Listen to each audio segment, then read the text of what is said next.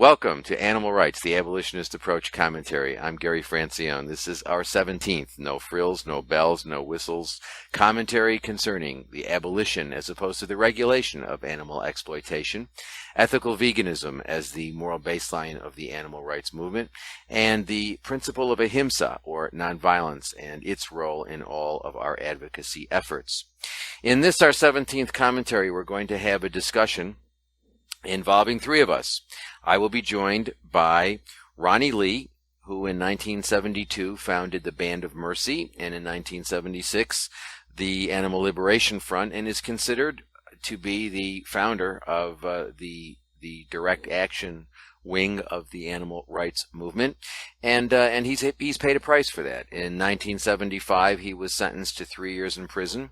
In 1977, he was sentenced to 12 months, and in 1987 to 10 years. 1987, our third guest, Dr. Roger Yates, was also sentenced to 4 years imprisonment. Dr. Yates is now a sociologist, and he teaches at University College in Dublin and at the University of Wales in Bangor.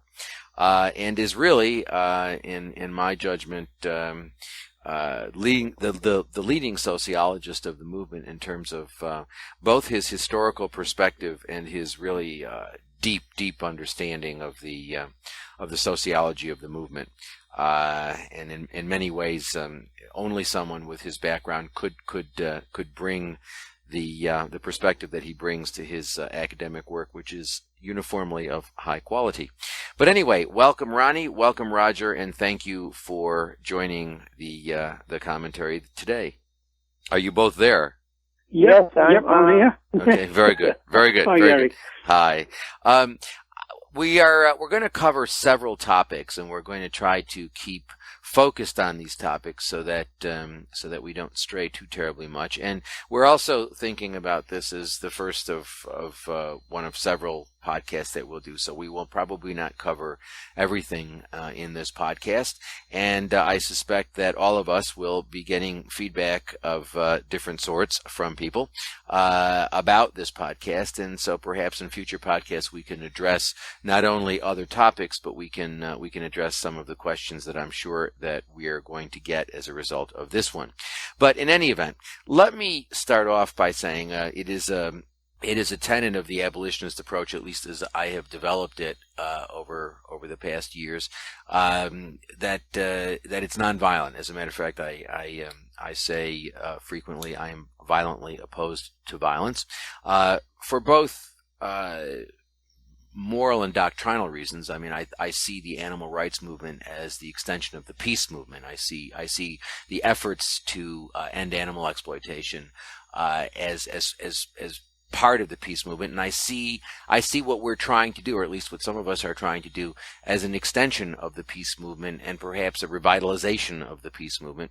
And as a practical matter, I don't see the point of it. It seems to me that as long as people are demanding animal products, it doesn't really matter whether you shut down slaughterhouses or biological or biomedical supply houses. If the demand is there, the supply will be met. And so we really do have to work on educating people and getting the demand to go away, because focusing on the institutional users is, like animal welfare reform, a focus at the wrong place. And so I have a very strong position on that, both doctrinally and practically. And I've invited Ronnie and Roger to talk about this issue, amongst others that we're going to get to today, because I think both of their positions are subtle and often misunderstood. And I think that it would be great to hear. Is from the horse's mouth a speciesist expression? Should we? I don't know whether we should stop and consult Joan Denayer and ask her whether or not this is a speciesist expression. And if it is, I apologize, Joan. But that we should hear it from the horse's mouth as to whether or not, what your views are on this topic. And let me say this. This is a hypothetical discussion in the sense that we are having a discussion. and no one is advocating violence, and I want to make that clear that we are talking about matters that are currently of moment in the movement, that are currently being discussed by a lot of people. But I want to make it clear that the position, any position that you hear today, is one of a discussion, and no one is encouraging anyone to engage in any illegal or violent conduct. With that notion in mind, what do you all think about violence? I mean, you know what I think, and that's pretty much on the table. What are your views, and explain them to us. Ronnie, why don't you start, and we can go to Roger, or Roger, you can start. I don't really care. Well, I think first of all, the focus of the movement has to be really overwhelmingly non-violent, because it has to be on education. It is very important to educate people not to support animal abuse in their lives. In other words, to be vegan, not to, say, go to places like zoos and circuses, not to go to horse racing or bet on it, not to wear fur, all those things. That's very important, and that educational process really has to be non-violent. But I think it's a lot depends on what the definition of violence is.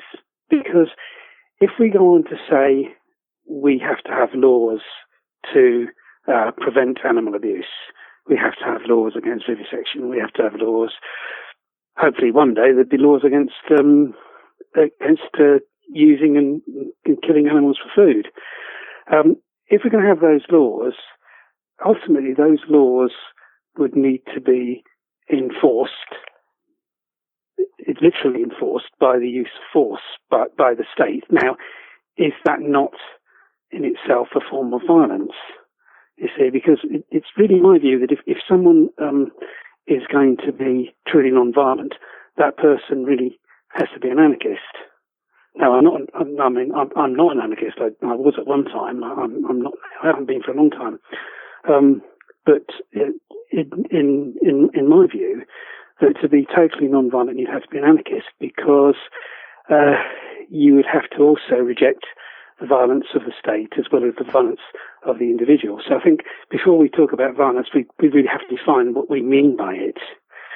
Now, as far as the violence of the individual is concerned, my concern about a totally non-violent approach is that the people we're up against, the animal abusers, they're no respecters of non-violence. Somebody that can hunt and chase and shoot or watch an animal, small animal torn apart, they're no respecter of the non-violence of that creature. There could be nothing less violent than a rabbit or that's being hunted, or a guinea pig in a laboratory that's been experimented on. And those people that do those horrific things to those creatures are no respecters of the non-violence of those creatures. And it's rather like a bully, that really, if you're up against the bully, you have to show that bully force. That there has to be a show of force to deter that person, to put that person off. And my worries is that by being totally non-violent, we actually allow these people to get away with abusing animals. And that in itself cannot be a moral position. So that's my feeling about it. Although I'd advocate overwhelming non-violence in what we do because it's educational, I'm not totally opposed to the use of force, the use of violence in certain circumstances. Well, I have a lot to. You've made a lot of points, and I'd like to respond to them. But first, I'd like to hear from Roger in terms of his view of the general issue about violence. I'd like to start off, obviously, making a couple of sociological points about that. Ronnie's talked about violence as an issue and about force as an issue. And it is true, of course, that society, from a sociological point of view, is full of force all the time. And so there is elements of force which we will all agree with. For example, we agree with the force of argument. And in some senses, Gary, that's your main MO, if you like. That you believe in the force of argument to be able to convince people of your position. The non-violent force of argument. Yeah, well, yeah, but well, I'm not quite sure if there is a violent force of argument, but there you go. But again, from a sociological point of view, really, what the actual norms and values of society, the mores that people are born into are an element of force as well, because they kind of constrain people's behavior. It's the lens through which people, their attitudes are formed, and people are judged on the existing norms and values of society. So there's elements of force all the time. And again, sociologically, most people's behavior is not controlled actually by laws. It's controlled by other people in terms of their interaction. By even people just making comments to you, by people giving you funny looks. They tell you, that you're doing wrong. This is how we interact on a kind of social animal level, if you like. So force is with us all the time. But then you've got the force of law, which, as Ronnie said, is often violent. And then, I've always accepted that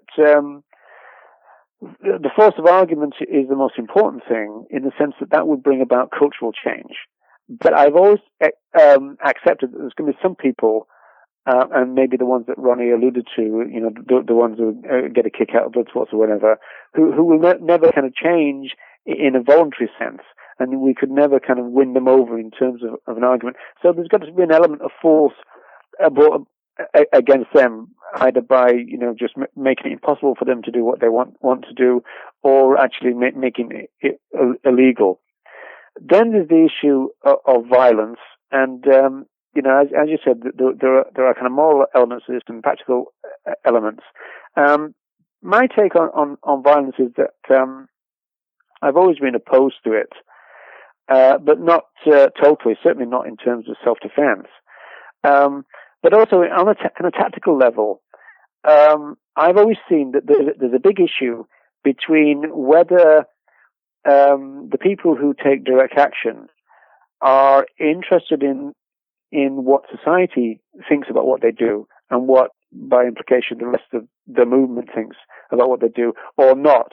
And I think we went through a period in the 1980s where we started to kind of flip and flop about a little bit on this, at least certainly on a personal level I did, where there was a time when I thought that direct action could become a mass movement, and that effectively direct action could do it on its own. And so, therefore, it kind of gave you more leeway to do what you want to do, because you didn't have to think about what society would make of what you do.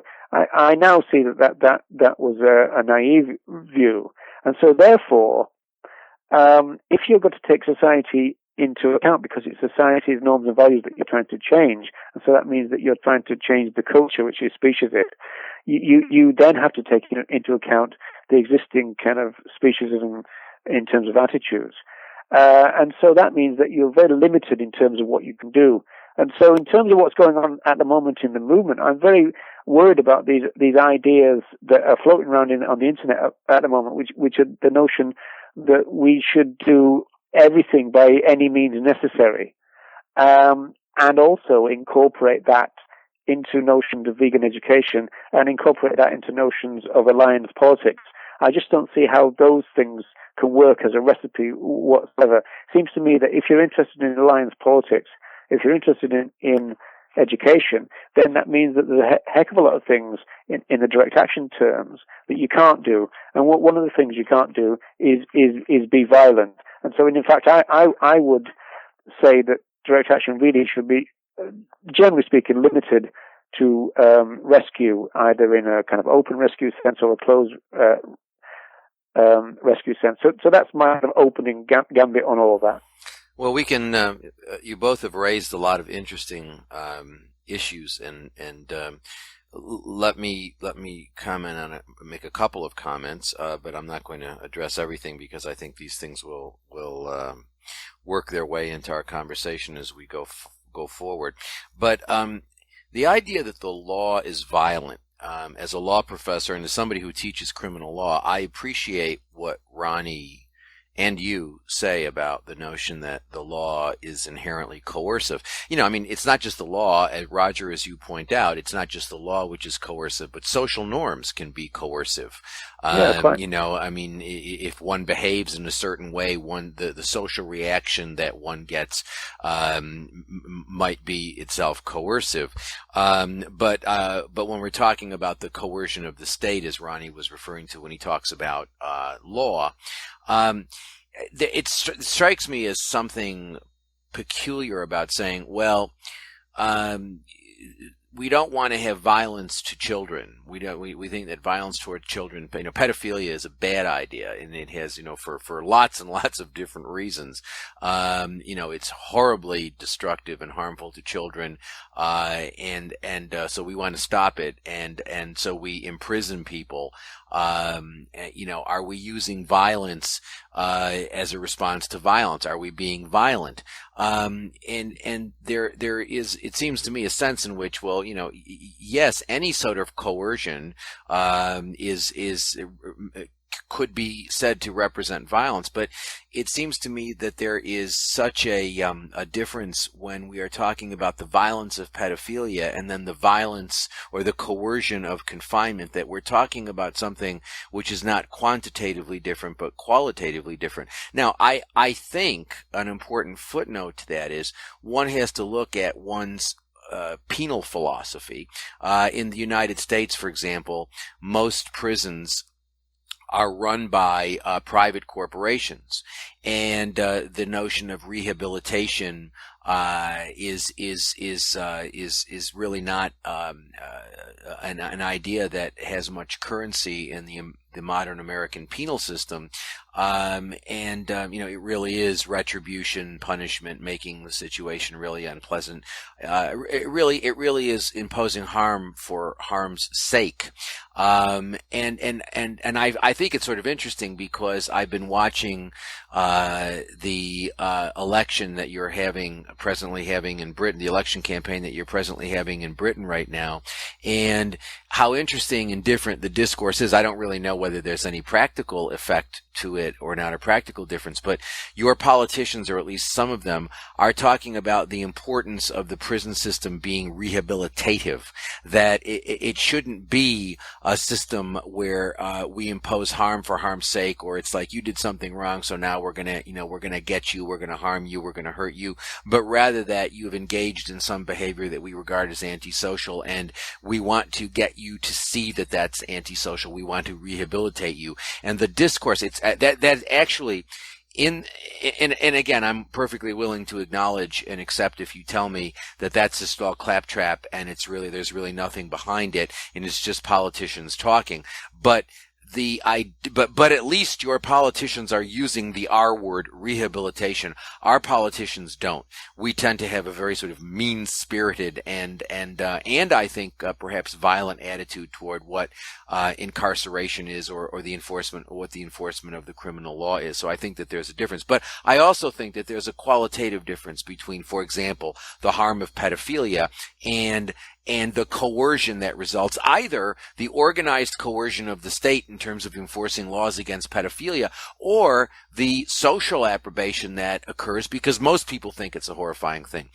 Another point I wanted to make, and then we can go on, is when Ronnie mentioned, he said, well, part of the problem with having an exclusively nonviolent approach is that there are people who do violence, and there are people who go hunting, and there are people who do vivisection, and there are people who do these things, and yes, I agree with that, and I think it's all horrible. But what about, again, the problem I have with that is it seems to me somewhat artificial that we're looking at certain people as exploiters and certain people as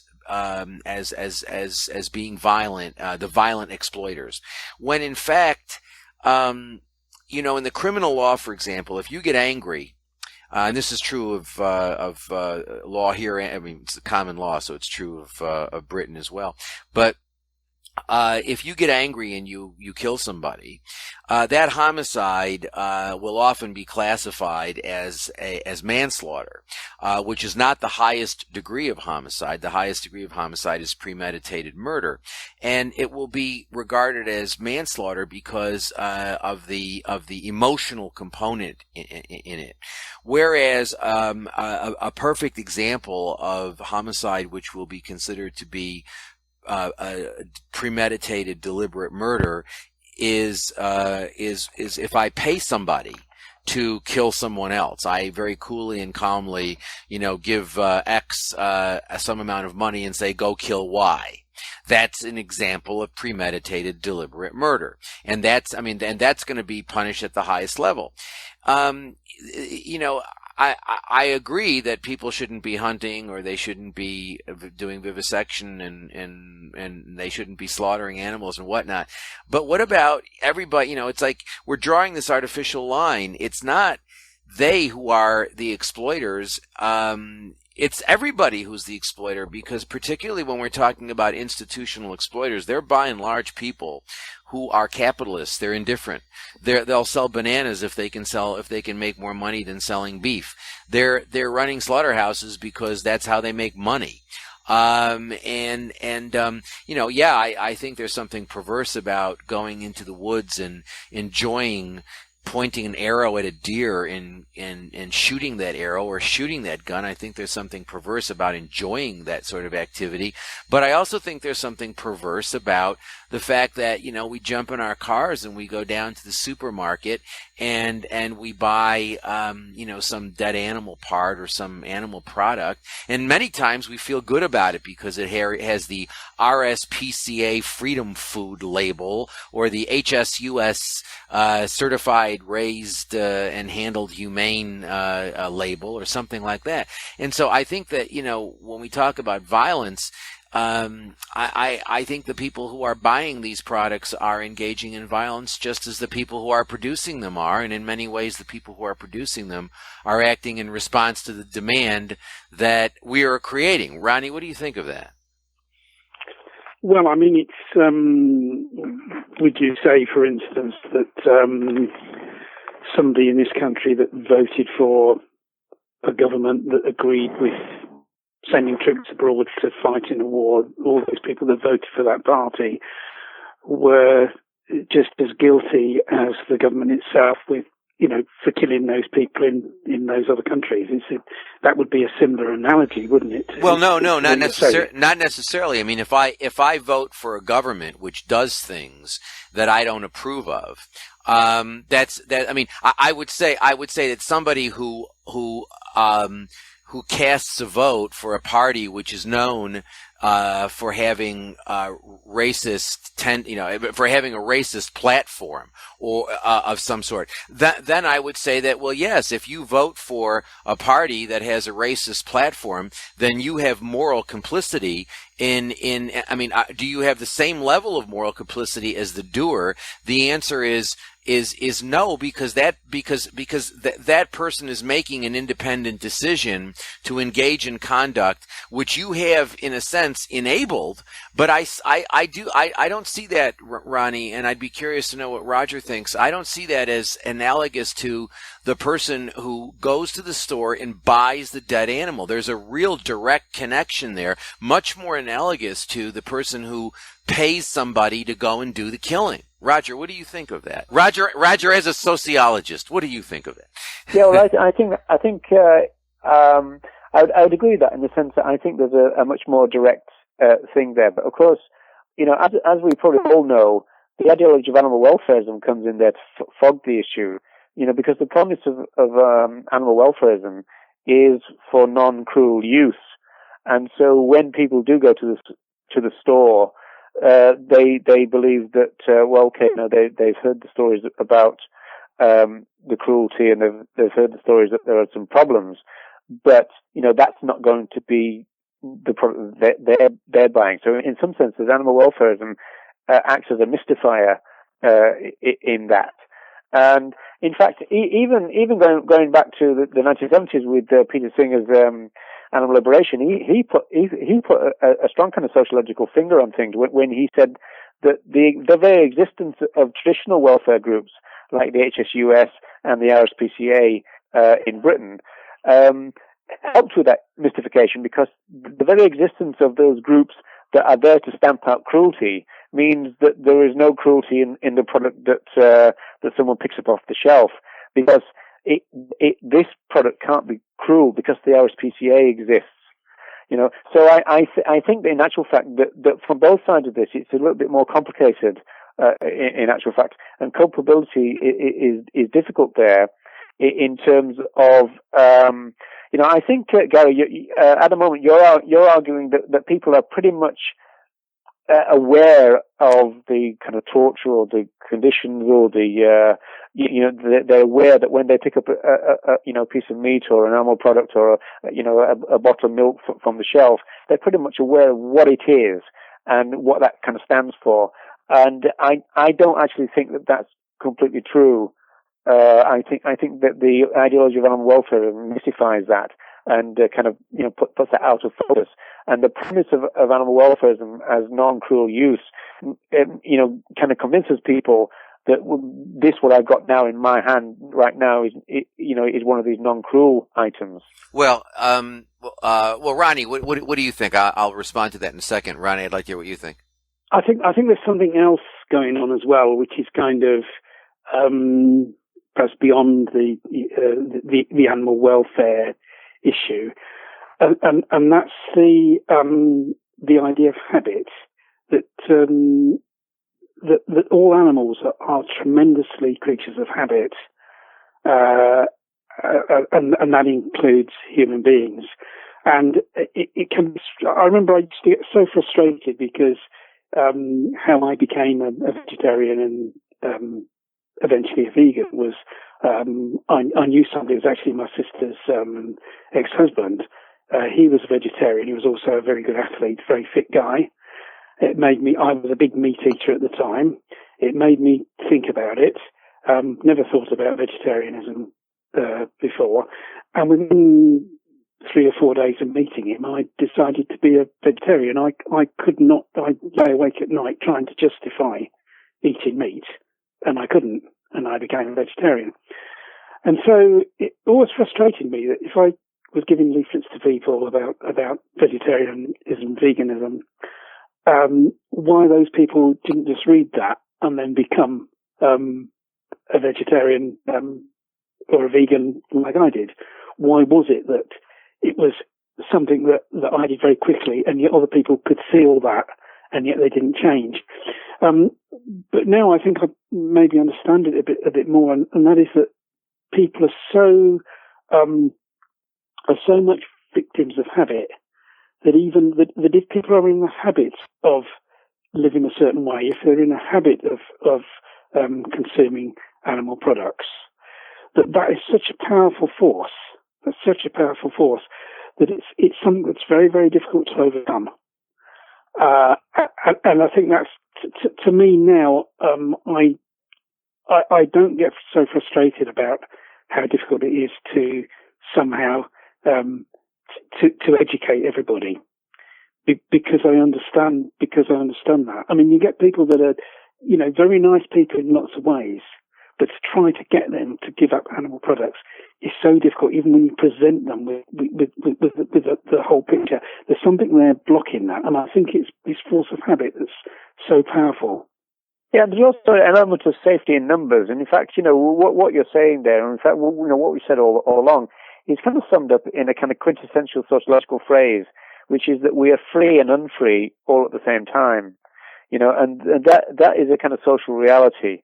We do have society bearing down on us, and at the same time, we do have some elements of freedom to move within those, the structures that society creates. And so we can kind of, if you like, get the freedom to, gain some information, and that might have an impact on us. And then it's almost like a question of, well, what do we do next? And then, your mates come along and say, hey, we're off down to McDonald's. Are you coming? And then, you kind of move on in a sense. Of course, there's no real, emphasis either within society in general and also within the animal advocacy movement for consistency. In fact, it's interesting really that if somebody comes along who is consistent in their views, they usually dismiss as a fanatic or an extremist or something, which is quite an interesting phenomenon, really. So are you kidding? Does that really happen? No, I'm only kidding. Yeah, but going back to the person then, because there's no kind of expectation of consistency. In fact, I was talking to a friend the other day, and he just had guests over from Europe for a music festival, and when they found out he was vegan, he explained all that. He didn't kind of push it down their throat. He just kind of talked to them, and they were very receptive. And then, as soon as they said, "Oh, that's really kind of interesting," then they kind of said to themselves, "Well, now let's go for a meal. Where do we go?" And they go and eat meat. They don't connect the two things. There's a disconnect there, and I think we've got a lot of that. And also, there's another element which I covered in my PhD. A whole kind of literature really about denial, which is a very strong social psychological issue, and human beings are very good at denial, and that's also got to be factored into this. In terms of we're thinking of social movements about how to bring about social change. Human beings and the societies they create are very complex, but they're also not consistent. In terms of their values or whatever, everybody gives lip service to the notion of human rights, and yet, 30,000 children die of starvation every day. There's no consistency in society or within individuals either. Well, I think, that a good part of the explanation of the inconsistent behavior can be traced back, 200 years and right up to the present time in the writing of Peter Singer, and in the position that most of these animal organizations take. This is the distinction that I draw between treatment and use. That the welfare movement focuses primarily on treatment and says that, the difficulty or the problem or the primary problem or perhaps the exclusive problem is suffering. And we need to do what we can to eliminate that or reduce that. And the distinction between that position and the position that we have no moral justification for using them, however humanely we may treat them. Now, I maintain that because they're chattel property, we are never going to protect their interests to any significant degree, because protecting interests imposes an economic cost, and as a general matter, and historically, we have only protected animal interests when we get an economic benefit from doing so.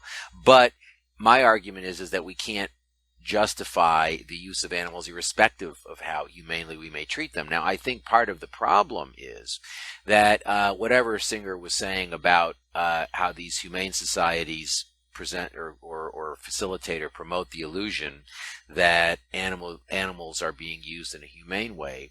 The bottom line is that people overwhelmingly still think that animal use is okay. And I see my perception is that most people, or many people at least, are uncomfortable about animal use.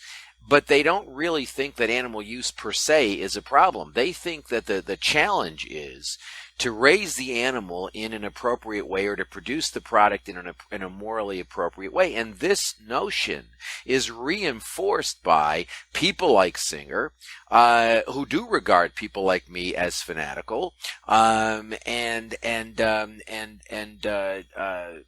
groups like PETA and groups like even like Vegan Outreach and these ostensibly vegan organizations basically take the position that, well, we ought to be reducing suffering, and we can reduce suffering in a variety of ways by being vegan, or by eating cage-free eggs, or by eating freedom food, or by eating, other happy meat or other happy animal products. So I think that a lot of it has to do with the success of the welfare movement and the new welfarist movement of convincing people that the problem is really not use, it's treatment. Having said all that, I still don't think that, again, I'm not saying that we ought to make moral judgments about personal moral judgments about people who consume animal products. I'm not really interested in making moral judgments about individuals. What I am interested, though, is in making the point that animal exploitation exists because we want it to exist. The most numerically significant use of animals is for food, and the reason why that exists is because people want to consume those products. And as long as that's the case, there are going to be suppliers of those products. Similarly with vivisection. I've been in a university now teaching for almost 30 years. I know a lot of vivisectors, and I think it's do I think some of those people are just sadistic people who get some sort of pleasure out of doing what they do? And the answer is yes. Unfortunately, I've met some of them. I've also met a large number of people who do animal research who are very troubled by it, who believe that they're doing something useful, and who believe that they're doing something essential. Actually, many of the people I know who do vivisection really do believe that they're doing something essential and necessary and important. And they are troubled morally by what they do. So I think it's too much of an easy stereotype to say that they're all sadistic people and they're all sort of sitting around rubbing their hands saying, how can I torment this animal or that animal? Are there such people? Have I met such people? Absolutely. And it's disturbing. I do know such people, and it's disturbing to be in their presence, I can assure you. But I also know a lot of vivisectors who don't fit that mold. Do I think what they're doing is wrong? Absolutely. But remember, we're living in a society where people want to live forever. They want magic pills. They want to be able to not exercise or not eat well or wisely, and they want the magic pill. And people support vivisection. And I mean, you look at Britain, for example, where the use of animals has gone up dramatically in the past several years. And is there opposition to vivisection? Yes, but it's certainly not in any way getting to the point where people want to elect politicians that are going to stop vivisection or ban vivisection. So I do think we really do need to sort of focus on, we need to stop creating this artificial divide between them and us, that there are animal exploiters and then there are those of us who are fighting animal exploitation. For the most part, as far as I'm concerned, those of us who aren't vegan are animal exploiters, and I find it curious. I don't know what the situation is over in Britain, but a number of the people here in the United States who are promoting various forms of violence are not themselves vegan. And I think it's troubling when someone is not. I mean, I reject violence under any circumstance, but I think it's really it's paradoxical that someone can say I'm opposed to violence, but and I'm willing to don my balaclava and go and liberate animals, but first let me have a piece of cheese pizza. That I find really paradoxical, in addition to troubling. Yeah, that's right. I mean, I think that's right, but I think there's kind of different degrees. But I think it is a complex issue here. For example, I do agree with the general point and the general point that you've been making for a while, Gary, which is it's difficult to make this distinction between the exploiter and then the exploiters who are less so. I think Ronnie's answer to that, with obviously he can come back to on his own, obviously, is in relation to degrees of innocence. I think that's his answer to that. But also in terms of what you said about the vivisector, I think that's also true, which again adds complexity. In fact, you were saying that you've met some vivisectors who are probably pretty callous, cold kind of people, but others who are kind of pretty caring. And in fact, I didn't say necessarily very caring. I've met. Well, considerate maybe. Yeah. Did you well, did you I would say the expression I would use is I've met a number of them who are deeply troubled by what they're doing. They're morally agitated by it.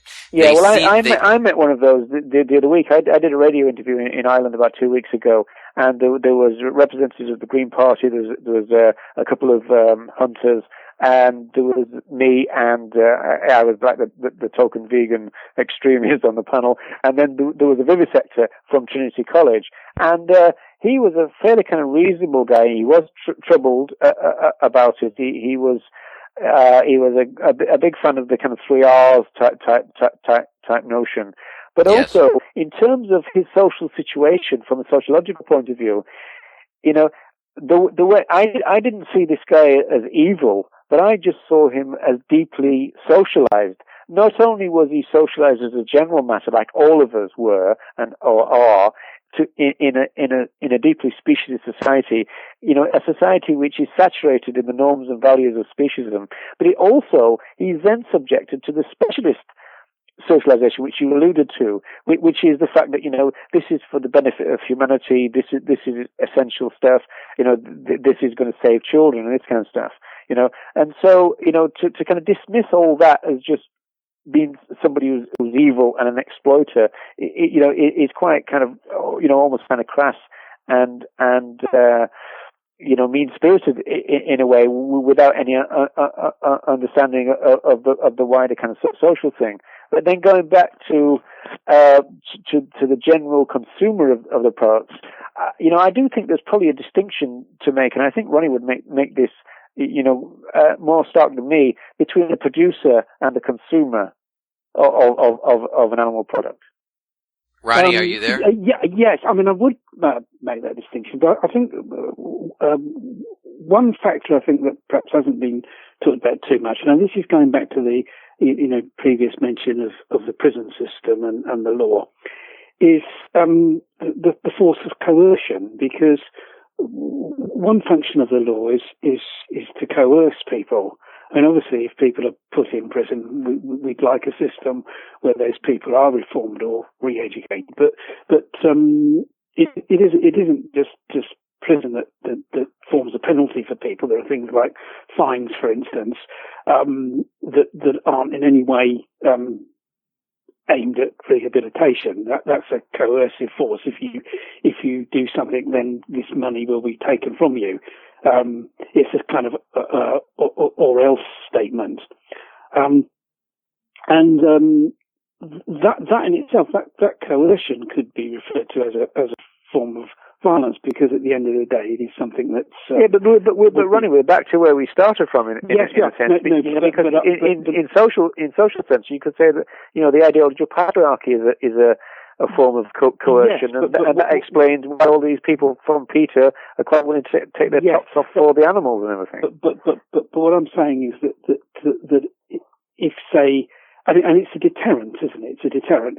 And what I'm saying is that if we accept that it's justifiable to use deterrence, then why is it that it's only the state that's justified in using force as a form of deterrent?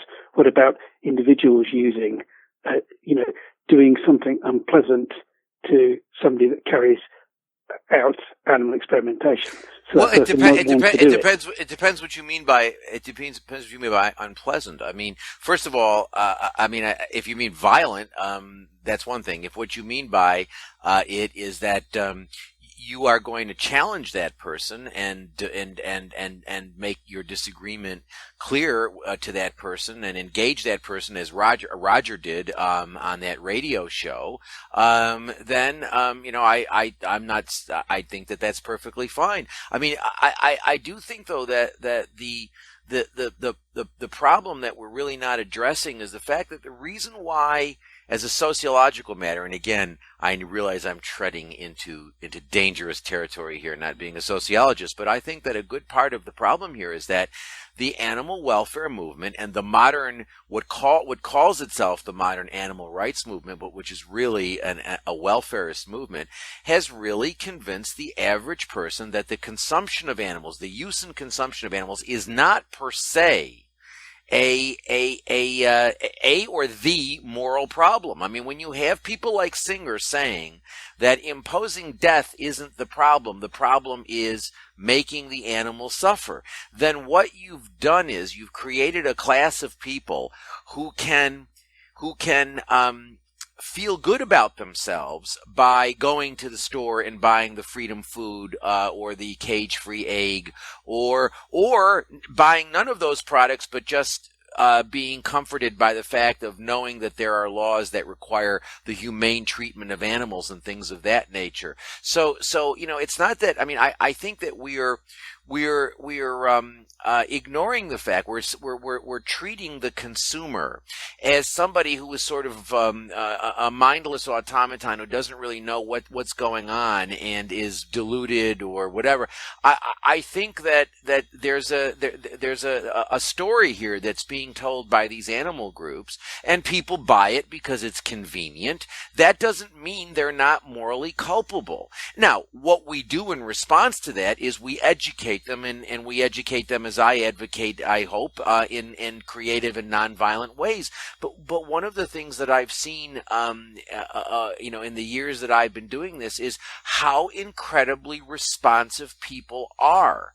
When you really get them focused away from, look, it doesn't matter whether we give them a few more inches in the battery. It doesn't really matter whether, the animals have pleasant music playing when they go to slaughter, or whether they're going to slaughter in a hideous factory that's been designed by, animal rights hero Temple Grandin or whoever.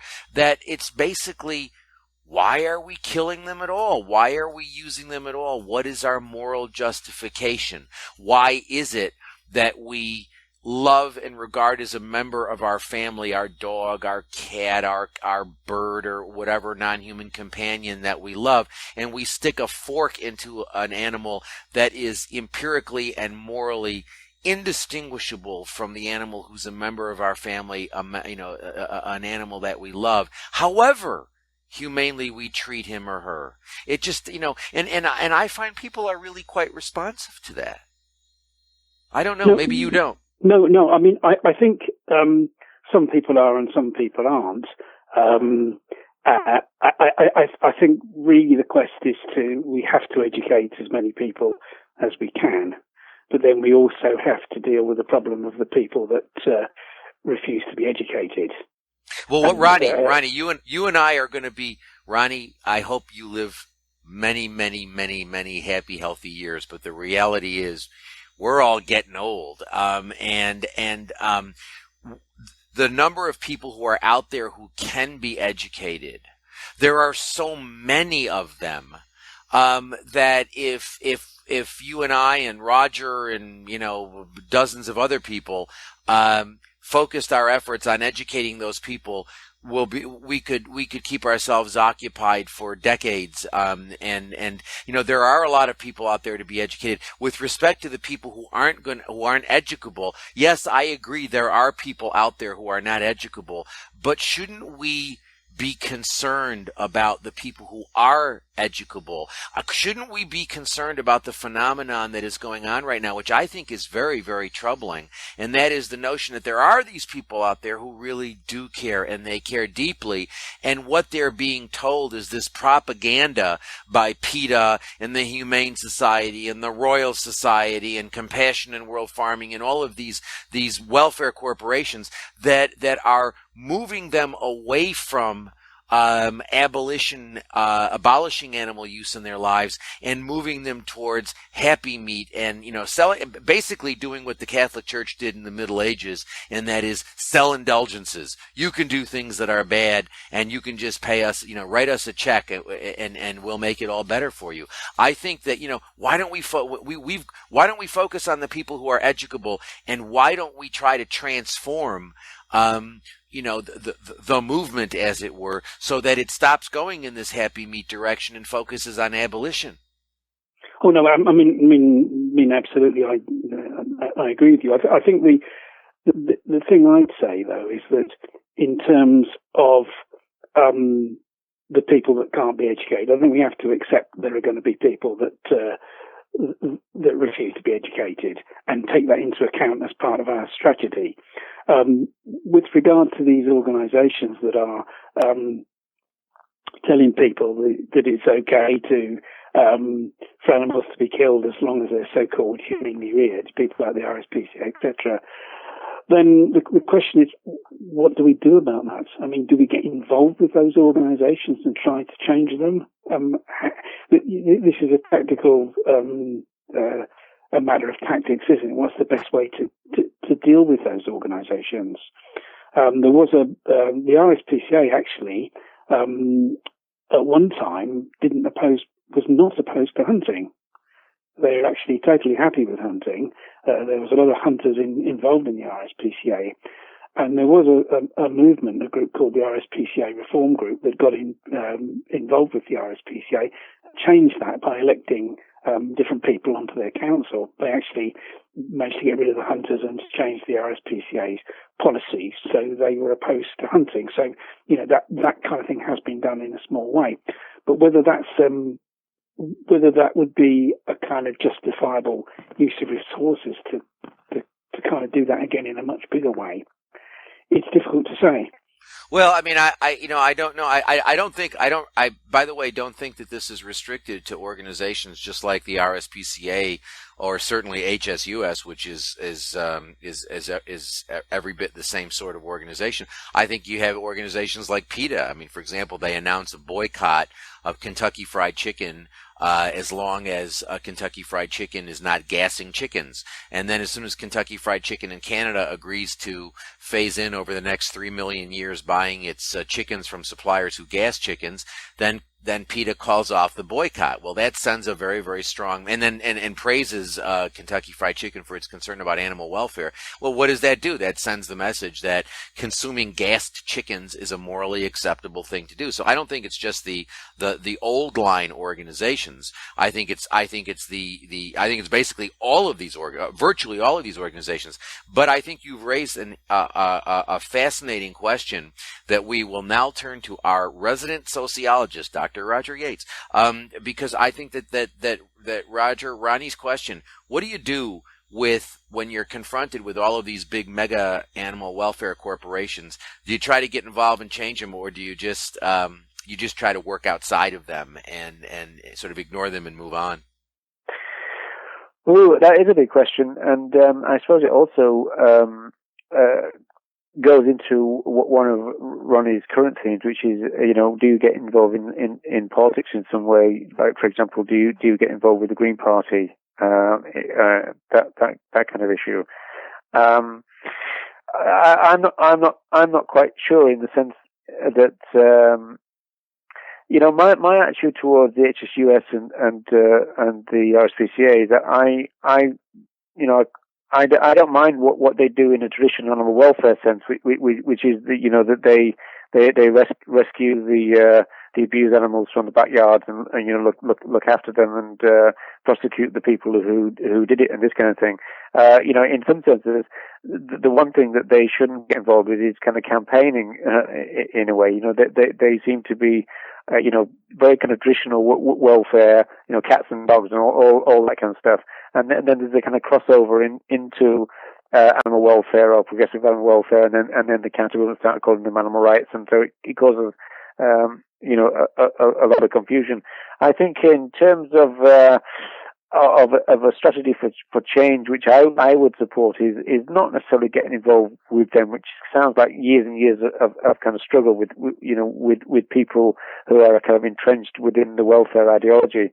I would say that the idea would be to create a clear new animal rights movement, which is based on, as you say right at the beginning of your podcast, the notion of veganism as a moral baseline and all those kind of issues, which is a kind of separate idea. I think it's a bit messy when you start to get involved. And I say that as somebody who's involved with the fallout, if you like, from the BOAV being radicalized, which was a very good thing for grassroots campaigners for a number of years in Britain. When people with relatively radical ideas were suddenly found themselves with a degree of money which they could use for things like fly posters and local group campaigning and everything else. But to actually get involved with the existing campaigns, I'm not sure about that at all. Yeah, I tend to agree with you. I mean, if you look at the BUAV now, it's a joke, and I think that, I was involved when I first got involved, first became involved with this issue. Um, I was involved with PETA right from the very inception in the early 1980s, and I worked with some of the other groups throughout the 80s and into the 90s, and then by the mid 90s, it became clear to me that these were corporations, these were organizations that package and sold single issue campaigns, that they were really never going to make any significant social change. There was a built-in impetus to take very sort of conservative positions. I remember once being invited by a group of leaders of the animal rights movement to come and talk about my views on the relationship between sexism and speciesism. And I gave this talk, and people looked at me as if I had two heads and said, well, this is about animals. It has nothing to do with women's rights. And I said, no, it has everything to do with women's rights. It has everything to do with discrimination against people of color or sexism. Which is one of the reasons why I not the only reason, and but one of the many reasons why I decided to stop volunteering my time with PETA was because of the sexism and about heterosexism and other forms of things that I think are part of the, they're all violent. Racism, sexism, heterosexism, ableism, all of these things are forms of violence. I reject them all. And I reject speciesism as part of the rejection of violence. So I think these organizations are basically, trying to reform them is, I think, by and large, a waste of time. Whether one gets involved politically, we don't really have we have a Green Party here, but it's not a viable political force in any sense. Not in the way it is in Britain. And but again, I look at the positions that are taken by the Green Party, and they may be better than the positions that are taken by New Labour and by the Tories and by the liberal Democrats. But nevertheless, I'm troubled by it. And I think the bottom line is we're never going to really see any significant political change until we have social change, because political change and legal change generally follow social change. They don't generally lead it. And until, that's one of the reasons why I think the primary phase, primary focus ought to be on creative nonviolent vegan education that we do as a grassroots effort, a grassroots activity, and then we build. If we had taken, just think about this, if we took all the money, going back to when we were young guys, if we took all the money and all the energy that went into the move, into all these welfare campaigns, all these single issue campaigns, if we put that into creative nonviolent vegan education, we would have on both sides of the Atlantic a significant vegan movement, an ethical vegan movement that could have political force, that could effect significant legal change in the form of meaningful prohibitions on animal use. The problem is we're trying to do it, we're trying to do it by focusing on the institutional users in one form or another, and instead of focusing on grassroots education. So that's where I would I think draw the distinction. But I want to move in, if it's okay with you both, to another topic that's related, and that is what you think of single issue campaigns, because I think that Ronnie and I have different views about the value of single issue campaigns, and I'm very negative about them. I don't think Ronnie shares my negativity about them, and I don't know exactly what Roger thinks. So by single issue campaign, I mean things like the campaign to stop sealing, or anti-bullfighting campaigns. I just came back from Spain and they were talking about bullfighting, or fox hunting campaigns and things like that. I tend to generally think, for a variety of reasons, those campaigns are useless, and I'm not sure that Ronnie agrees with me. Ronnie, what are your views on single issue campaigns? Well, I think it can't be denied. I think if fox hunting were stopped now, it's not now, despite the law in this country, fox hunting actually hasn't stopped because the law is really quite weak. Where the laws really had an impact over here is on organised hare coursing. that's all the big hair coursing events have been, brought to an end because of it. Now, Ronnie, can you explain for people who may not know what hair coursing is? Hair coursing is where basically two greyhounds are unleashed to chase after a hare, and it's supposedly a contest that's marked on the movements that the greyhounds make. There's a judge on horseback that awards points to the greyhounds. But it causes a great deal of suffering to the hare, and quite frequently the hare is caught and torn apart between the two dogs. So it's a horrendously cruel activity. Now, as far as that goes on in various ways, you get situations where guys just take dogs into a field and chase after hares. It's not done in a big organised way.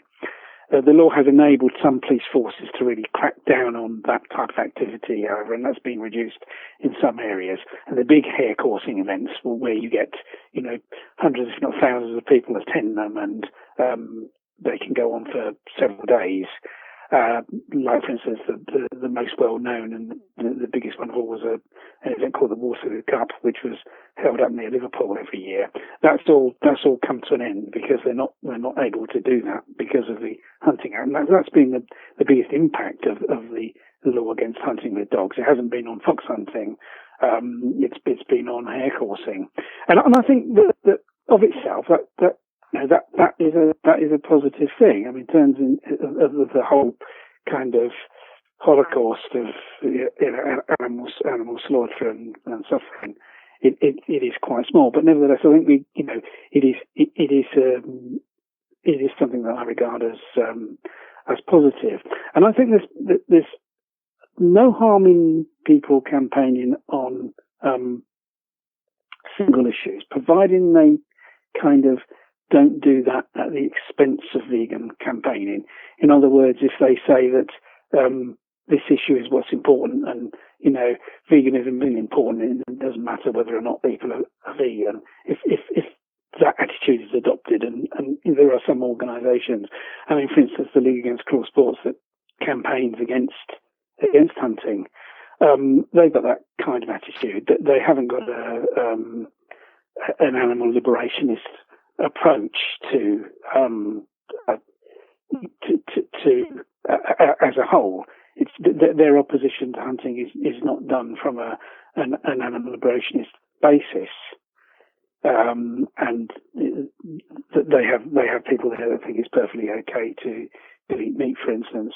I think if organisations are focusing on particular issues, because although of course veganism you could say is the most important, because that's the largest area of animal persecution. There are other areas in which animals are persecuted, which other animals are killed, and if those things can be brought to an end, then that's obviously positive.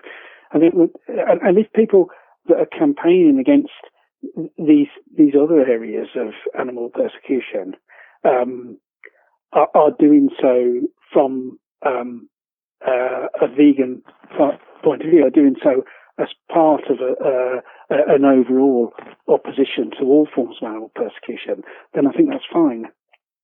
Well, the problem though is, I think that for the most part, single issue campaigns, as they are promoted by the large organizations, really do segment these things off, and they have an incentive to do so, because they're trying to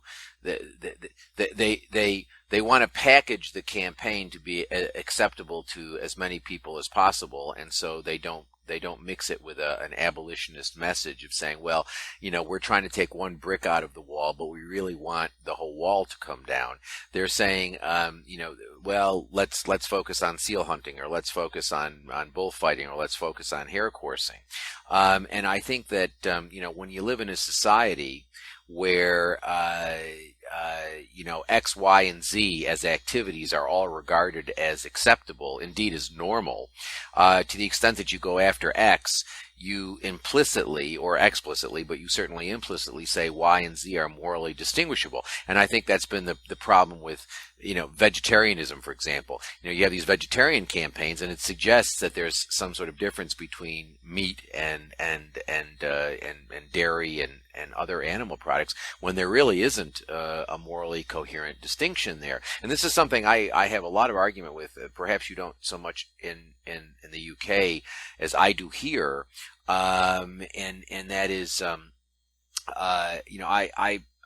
I am frequently arguing with quote animal people, end quote, who are telling me that I should be promoting vegetarianism, or that I shouldn't be saying that veganism is the moral baseline, because for a lot of people vegetarianism is the gateway. Well, for a lot of people vegetarianism is a gateway that doesn't lead anywhere. They're vegetarians for a long time, they don't become vegans, and it's presented as something that is itself a morally coherent position, when in fact animals used in dairy are kept alive longer. They're treated every bit as badly as animals used for meat, and they all end up in the same slaughterhouse anyway. So, I think that we have to be really, really careful, and I think most of these organizations are not. They are portraying these single issue campaigns at the expense of veganism, because that's part of their marketing strategy. But I also want to say, though, that it is a zero-sum game, because you can say, well, look, some of these things have actually worked, and we've gotten rid of some forms of animal suffering, or we've gotten, we've restricted, or,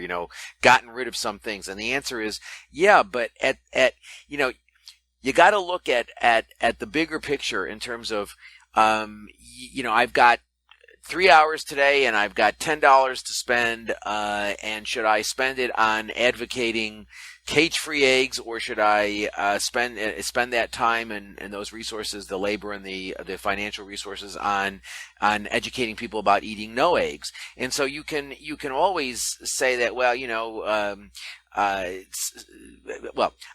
I think it is a zero-sum game, and I think at this point it seems clear to me that we can do vegan education and without sacrificing anything, because when I talk about ethical veganism, I'm not talking just about diet.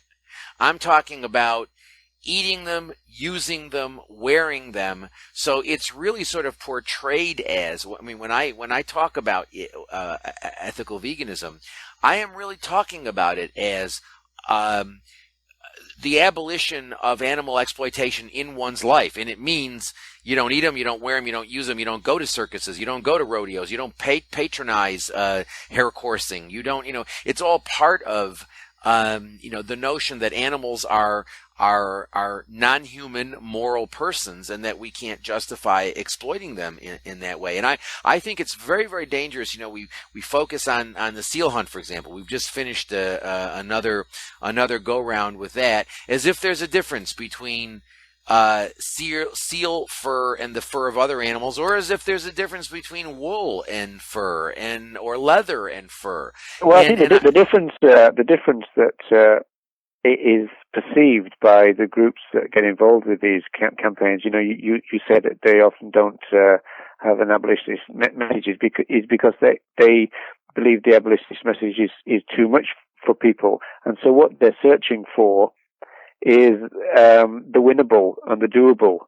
And there is a kind of you can understand it on a kind of psychological level. In a sense, and I remember when I came into the movement, the late 1970s. We had this kind of checklist in our minds. Well, blood sports will be first, and then fur coats will be second, and circus and this kind of stuff. And then you get down to the tricky stuff, which is the meat eating, and of course the real tricky stuff. From an abolitionist point of view, and the bits that maybe where the counter movements might focus on, but also where people might, even who are supportive, might think, wait a minute, what about pets? What about insects? And this kind of thing. In other words, there are some kind of areas which people don't want to go, because they feel that they can't get any support for. And so they feel more comfortable as advocates by limiting themselves to a single issue, because that then they can say, well, look, I'm not talking about that, I'm talking about this. And they then can kind of limit the issue. And I think part of it is the fact that they don't feel comfortable as advocates themselves in kind of giving the full message, if you like. I think there are a lot of people who either are or feel like they need to be politicians in the movement, and so therefore, they've got to try and make our message palatable, and that means, in this deeply specialist society, that you can't immediately start talking about pets and all that. You've got to kind of kind of let people in gently into what we actually stand for. I mean, I reject that because I've got a problem with single issue campaigning as such. But of course, the real issue, and we've all talked about it, is the issue of contextualizing. If a single issue event like a demonstration is contextualized within an overall vegan issue, like Ronnie said, most things in Britain usually are in a grassroots sense. So they're not talking. I mean, there's going to be nobody in Britain, as far as I know, who's going to go out to a university trying to get them to switch to cage-free eggs. But they might go out and do a circus demo, and they might stand outside a fur shop. That's a kind of different type of thing, and they themselves would see that as just part of a vegan campaign. It's just that at the moment they're focusing on one thing. And it's a little bit like in media studies where you realize that the media have got like a hook, we to hang a story on. Well, it's almost like, we're just using circus as a hook today, and tomorrow we'll be outside the fur shop. And in that sense, it's single issue, but it's not. It's the organizations of single issue, which I think are different from people who do, single issue events. Is a different matter. But the proof is sort of in the vegan pudding, though. I mean, the three of us have been for as long as the three of us have been involved in this issue. There's been an anti-fur campaign, and yes, fur is being hit by the current recession. But before the current recession, fur had never really been stronger, and it seems as though the single issue campaigns don't really get anywhere because they really aren't changing fundamental ways of thinking. And also, I mean, I think there are other issues. I mean, I think the fur campaign, I've always objected to it because I think it has sexist overtones to it as well, and sexist implications. But I mean, I don't think the single issue campaigns work. I mean, I just got back from Spain where they're talking about whether or not Catalonia is going to ban bullfighting, and 20 years ago, when I went to Spain for the first time, they were having a debate about whether Catalonia was going to ban bullfighting. And I think that, and one of the interesting things that's happening now is that Spain is considering a national law that's going to declare bullfighting to be some sort of national heritage and things, and then that will make it much, so there's a reaction against it and whatnot. And so it seems to me that really, as long as we don't really look at as long as we're trying to be politicians, and as long as we're not really confronting the tough issues, and we're not really sort of presenting the tough issues, I'm not sure we're going to have much success in changing people. Yeah, well, you see, the thing is, Gary, that makes sense to you, and it makes sense to me. But in some ways, what you're kind of saying is that we should present the entire package, if you like, to people and say, look, this is consistent. It's based on a good principle, and we can make sense of it. But to some people, it's almost like saying, well, look, we can't convince people to be against one thing, and so how are we going to get them to be against everything at once? It's kind of overwhelming. But I'm not saying I take that view. I'm just saying I think that a lot of advocates have got that feeling in their mind. Yes, they have that feeling in their mind because a lot of them have had that that feeling or had that view presented to them time and time again by these large organizations that they have to start small because people really aren't willing. I mean, it's the same thing. People aren't willing to talk about veganism, so you've got to talk to them about vegetarianism. And I think that that's nonsense. I think, look, why don't we deal with all of the people out there who can be educated? Because there are a lot of them that we're not reaching because we're trying to we're concerned about whether or not we're going to appear to be too radical or whatever. I can only speak to my experience, but I talk about. I mean, I just got back from Spain talking about veganism for 2 days, basically nonstop, and every time someone wanted to talk about single issue campaigning, I would get us back to veganism.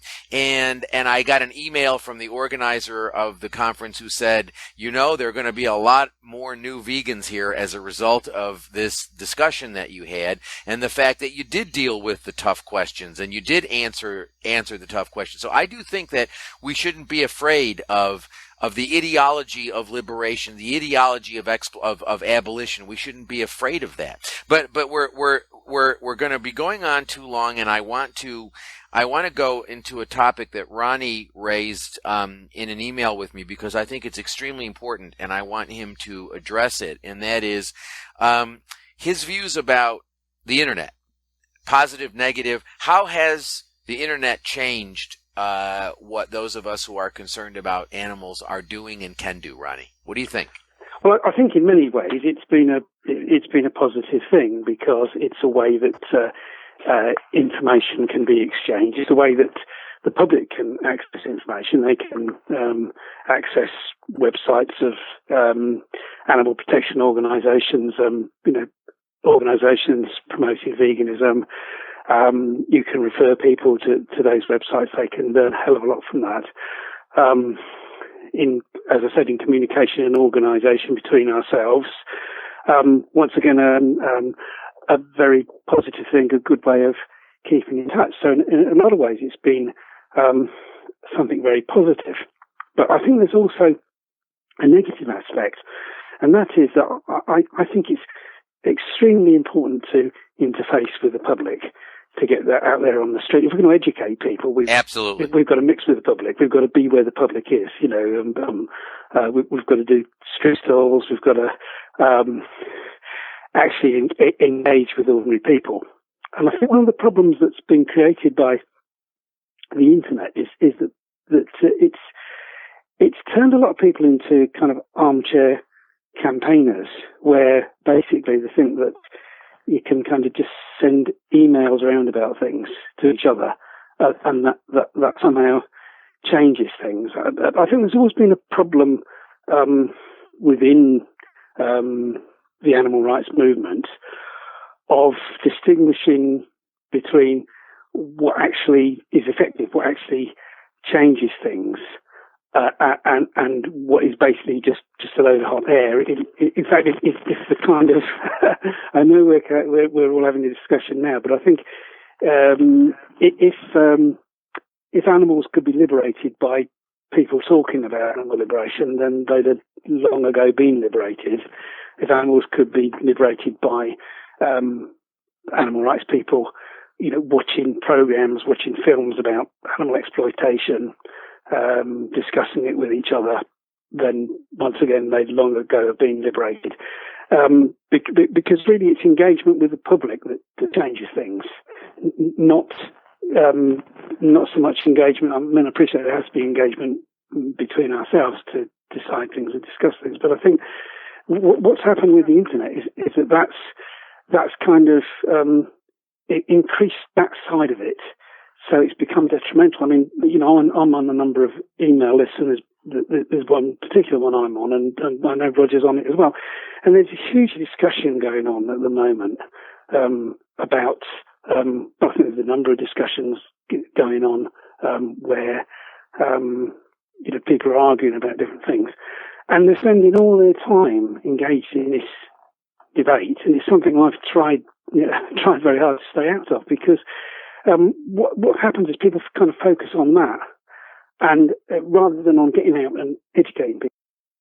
Yeah, well, I'd agree with that, and I've kept out of that particular conversation, as you've probably seen, Ronnie. But of course, you've also got to acknowledge that the public are also on the internet. They're the ones that access the internet, and so rather than thinking in terms of a forum where just campaigners talk to each other, which has got an educational value within itself, so long as that's limited, I agree with that.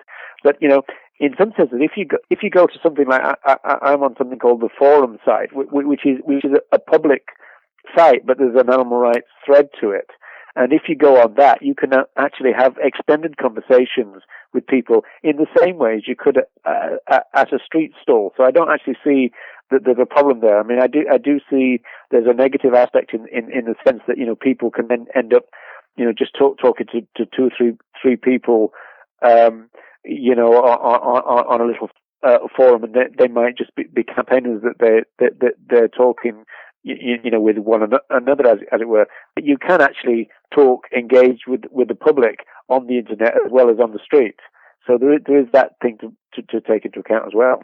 Yeah, I tend to agree with. I agree with what you both said. I mean, I agree with Ronnie that personal interaction is extremely important, but I agree with Roger that one can achieve some level of personal interaction on the internet. I mean, for example, I do quite a bit of lecturing where I don't actually go physically to the place, but I have I'll sit in a room at the university that has a monitor and an internet hookup, a high quality, high speed internet hookup, and I can give a lecture to a large number of people and have a discussion with a large number of people. So I am having in foreign countries, so I don't actually have to travel there. So it's actually a somewhat greener way of doing things, and that's made possible by the internet. I also think that one can reach a lot of people on the internet. One can do a lot of education on the internet, and I think that one of the most important contributions that it's made is that it's allowed us to communicate and to develop before the internet, in order for people who are concerned about animals to communicate with each other, they really largely had to do it through these organizations. And these organizations were really gatekeeper organizations. If they did not want your message to be shared with their members, they could effectively keep you out by not inviting you to their conferences or not promoting your work in their magazines or whatever. So they really did have a real censorship ability.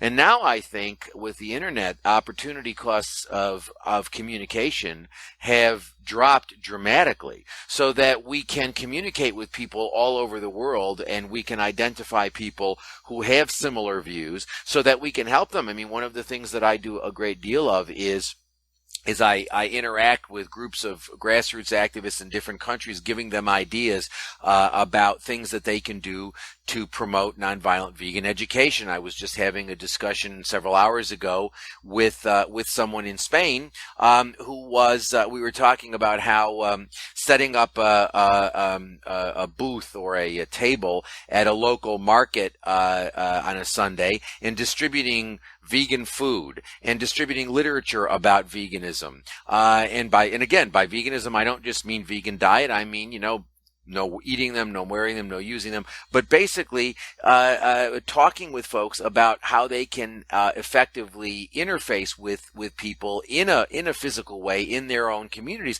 And I think one of the most important things that we can do is by using the internet, we can educate people about how to deal with these issues in simple, straightforward ways. Because I think that, Roger, you said before that people want to be political. Well, we both see the problems with that, because we end up presenting things in a somewhat chaotic, unconnected, and occasionally incoherent way. But advocates really do need to be educated about simple ways of presenting what in the end are simple ideas. I mean, I can have a conversation with people in which I can explain all sorts of Kantian philosophy and Kantian views about rights and never mention Immanuel Kant and never get into the jargony business of philosophy, but yet explain the ideas about why it's morally wrong to treat animals exclusively as means to our ends, and why that's like slavery, and why we think slavery's wrong, and so and why animal exploitation is analogous to slavery. Although I do think there's a terrible flaw in your work, Gary, in the sense that you don't mention hegemony half as much as you should. Yes, I've been criticized for not talking about hegemony. But anyway, finish up comments, and I don't see this as our final discussion. I think we have a lot to talk about. But this is a long podcast now, and I want people to not lose their attention span. So not lose the will to live. Exactly, and the will to live. So if there are concluding comments, let us have them, and then we'll end this one, and we'll do another one in the future. Ronnie. Well, I just say it's been great to take part, and as you say, I think there are other issues that need to be discussed. I mean, one thing I think is going perhaps more into what is the best way to go about educating people in practical terms. I think that in many ways the movement's not thorough enough in what we do in terms of trying to get the message across to the public, and maybe that's something that can be discussed more in a future podcast. Yes, I would agree with you, Ronnie, and I hope that you will do that, because that we can do that together, because I think that there are a lot of folks out there who really would like ideas, because what they get when they go to the large organizations is basically, however it's presented, it's take our message and promote our organization and get people to support our organization. And I think that there do need to be independent voices out there trying to help advocates figure out ways of educating people in a coherent way. So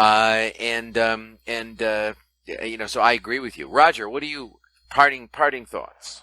I think I'd probably emphasize something that you mentioned before, which is the notion of the zero-sum game, Gary. And that means that we do need to sit down and have a good kind of talk to ourselves now and again, and work out, where should our priorities lie. I've had the experience myself of almost like feeling like a ball in a pinball machine, kind of bouncing around from this campaign to another. And then looking back now, I tend to think, well, would I have done that, And, I don't really want to come over as some kind of, parent trying to get their children not to make the mistakes that I've made. But, it would be quite good. In fact, I argued in a journal article several years ago, Uncaged journal article, about the notion of every social movement needs to have a strategic audit every now and again. And I think I agree with Ronnie that we as a movement have not been good at that. We've not been good at that because I think that, a lot of people have got a lot of ego tied up in the campaigns that they themselves have launched, that they themselves are involved in. And to some degree, you've got to be kind of big person to actually say, yeah, I think I was wrong there, and that wasn't a pretty smart move, and we shouldn't we shouldn't have done that, and we shouldn't do it again. And I think if we were big enough as a movement to do that, I think we could move forward substantially, because then we could focus our priorities where they're needed. And in terms of what I would argue that focus should be at the moment is on cultural change, because you're quite right. Cultural change is necessary, because the other changes that we're looking for in terms of legislation or whatever will follow that. Politicians follow change; they don't make it themselves. Politicians are followers and not leaders, and so we need to alter the norms and values of society if we can. And of course, that does raise that issue, which I think we touched on a little bit. I don't want to develop that now because it's too, it'd be too complicated. But I do think there's a kind of lack of confidence with many animal advocates in terms of what they feel they can achieve, and I think that's why they scale down, because they don't actually think that we can get animal liberation. I've been told that many, many times by many, many different advocates. Well, we're never going to get what we want, so we're going to have to scale down and just get what we can. And that means then we focus on the winnable. I tend to think we've got to be a bit smarter than that. Well, and my final comment would follow on from that, and that is that pursuing the winnable is useless. We're going to be pursuing the same campaigns that we've been pursuing for decades now. Change never really will occur unless we really see this as a big picture sort of issue. And I think that I agree with you completely, Roger, that we need to have, advocates need to have confidence. They need to recognize they don't need large organizations and they don't need leaders. If this is ever going to work, if we are ever going to see any real significant social change, each of us has to become a leader in her or his own way. We don't need leaders. We need to educate ourselves about the arguments so that we can discuss things with people. We should always try to be non-judgmental and non-violent in our educational approaches. And we ought to see this as all part of, our efforts for animals, as all part of a common problem, a reaction against violence. Racism, sexism, heterosexism are all forms of violence, and so is speciesism. And again, I'll go back to an idea that I started off with, that the animal rights movement, at least as I see it, the abolitionist approach, certainly as I've developed it, is an extension of the peace movement, and that it focuses very, very much on, that violence really isn't the answer. If the history of humankind is the history of violence, if violence worked, we would all be living in utopia right now, and we're not living in utopia. We're living in a society that's actually more violent than it's ever been. But in any event, people, thank you for listening. If you're not vegan, please go vegan. It's incredibly, incredibly easy to do. It is better for your physical health. Animal products are terrible for you. Animal agriculture is destroying the environment. It's an ecological disaster. But most importantly, most importantly, it's the morally right thing to do. So, please, if you're not vegan, go vegan, and I hope you will join us when we do podcast number 18, which I hope will be in the not-too-distant future. People have been writing, asking me about when the new book is coming out. The new book is called The Animal Rights Debate, Abolition or Regulation. It's being published by Columbia University Press, and in the book I will be debating Professor Robert Garner from the University of Leicester in the United Kingdom, and he takes the position that we can continue to use animals as long as we improve their treatment. I take the position that he's wrong. And so the book will be out probably in it should be out by July, the beginning of July. And I hope that it will spark some debate and that it will give people two very different perspectives to think about. Anyway, Ronnie Lee, thank you so much for joining us today and for explaining your position, which I think is a great deal more subtle than many people have assumed it to be. And Roger Yates, again, always a pleasure to talk with you. I want to thank you both very much for your time and for sharing your thoughts with us. Okay, thank you very much, and thank you all for listening. Bye-bye.